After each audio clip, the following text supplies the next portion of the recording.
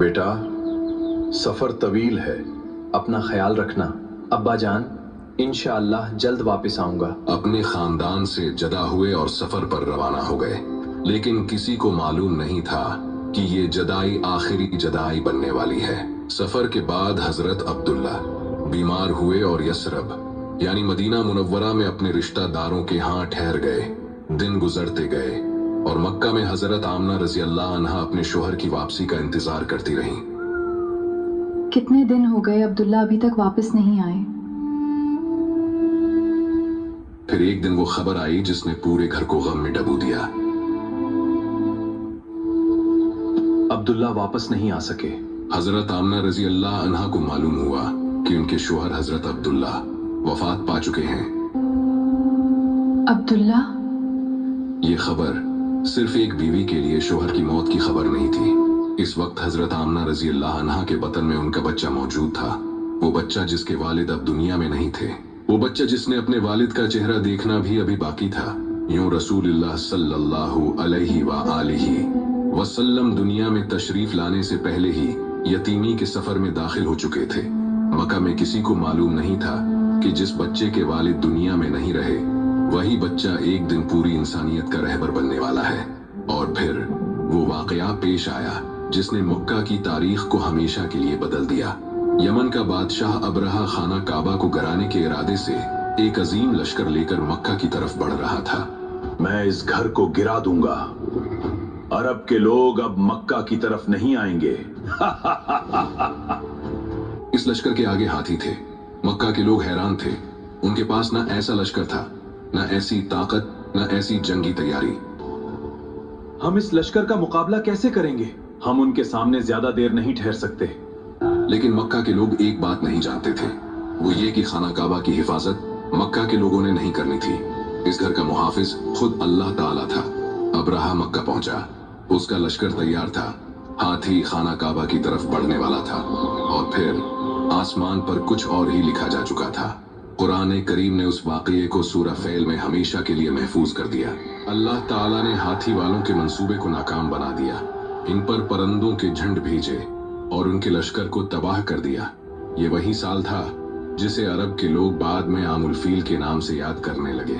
और इसी तारीखी जमाने में मक्का मुकरमा में एक ऐसी विलादत होने वाली थी जिसके बाद दुनिया मोहम्मद सल्लल्लाहु अलैहि व आलिहि वसल्लम के नाम से आशना होने वाली थी। एक तरफ उबराहा का लश्कर मिट गया और दूसरी तरफ अल्लाह ताला के आखिरी रसूल की आमद का वक्त करीब आ गया। मक्का मुकरमा में हालात अपनी जगह थे, लोग अपनी जिंदगियों में मसरूफ थे, लेकिन हजरत आमना रजी अल्लाह अन्हा के घर में एक ऐसा लम्हा करीब आ रहा था जिसका इंतजार सिर्फ एक खानदान नहीं, पूरी इंसानियत की तकदीर कर रही थी। हजरत अब्दुल्ला अब इस दुनिया में नहीं थे। उनके घर में उनकी याद बाकी थी और हजरत आमना रजी अल्लाह अन्हा के दिल में अपने शोहर की जदाई का गम भी था। लेकिन अल्लाह ताला ने उसी घर को एक ऐसी नामत आता फरमानी थी जिसकी मिसाल दुनिया में कोई दूसरी नामत नहीं थी। फिर वो रात आई, वो रात जिसमें मक्का की फजा ने एक ऐसी हस्ती का इस्तकबाल किया जिसे अल्लाह ताला ने आखिरी नबी और रसूल बनाकर भेजना था। हजरत आमिना रजी अल्लाह अन्हा ने अपने बेटे को दुनिया में आते देखा। वो बच्चा जिसके वालिद इस दुनिया में मौजूद नहीं थे, वो बच्चा जिसे आगे चलकर मोहम्मद सल्लल्लाहु अलैहि व आलिहि वसल्लम कहा जाने वाला था।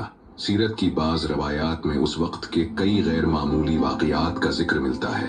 हजरत आमना रजी अल्लाह अन्हा से मंसूब रवायत में नूर जाहिर होने का जिक्र आता है, जिससे शाम के महल्लात रोशन दिखाई देने की बात बयान की गई है।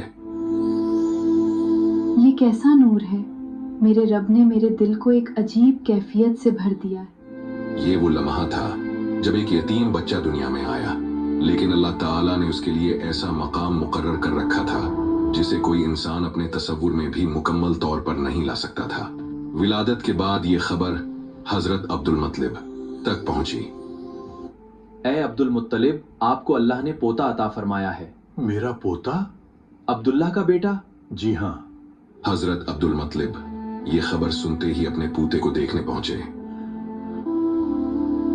अल्हम्दुलिल्लाह, अल्लाह ने मुझे ये नेमत अता फरमाई है। उन्होंने अपने नन्हे पोते को अपनी आगोश में उठाया। उनके दिल में खुशी भी थी और अपने बेटे अब्दुल्ला की याद भी। اے میرے بیٹے عبداللہ، کاش آج تم اپنے بیٹے کو دیکھ سکتے۔ یہ لمحہ خوشی اور غم دونوں کا امتزاج تھا۔ ایک طرف ان کے بیٹے عبداللہ کی جدائی کا زخم تازہ تھا اور دوسری طرف ان کا پوتا ان کے سامنے تھا۔ میرا پوتا دنیا کا حسین ترین بچہ ہے، میں اسے خانہ کعبہ لے جاؤں گا۔ حضرت عبد المطلب اپنے پوتے کو لے کر خانہ کعبہ تشریف لے گئے اور اللہ تعالیٰ کا شکر ادا کیا۔ اے اللہ، تو نے مجھے یہ نعمت عطا فرمائی، میں تیرا شکر ادا کرتا ہوں۔ پھر اس بچے کے نام کا فیصلہ ہوا۔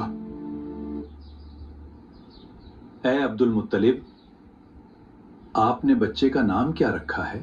محمد۔ محمد، یہ نام تو ہمارے آباء و اجداد میں عام نہیں، آپ نے یہی نام کیوں رکھا؟ میں چاہتا ہوں کہ آسمان والے بھی اس کی تعریف کریں اور زمین والے بھی۔ محمد ایک ایسا نام جس کا مطلب ہی قابل حمد اور بہت زیادہ تعریف کیا جانے والا ہے۔ اس وقت مکہ کے لوگوں کو شاید اندازہ بھی نہیں تھا کہ یہ نام آنے والے وقت میں دنیا کے سب سے زیادہ محبت سے لیے جانے والے ناموں میں شمار ہوگا۔ پھر عرب کے دستور کے مطابق بچے کی ابتدائی پرورش کے لیے اسے دیہاتی ماحول میں بھیجنے کا مرحلہ آیا۔ مکہ کے خاندان اپنے بچوں کو عموماً بادیہ میں بھیجتے تھے تاکہ وہ کھلی فضا میں پرورش پائیں اور خالص عربی زبان سیکھیں۔ اسی مقصد کے لیے بنو سعد کی خواتین مکہ آئیں۔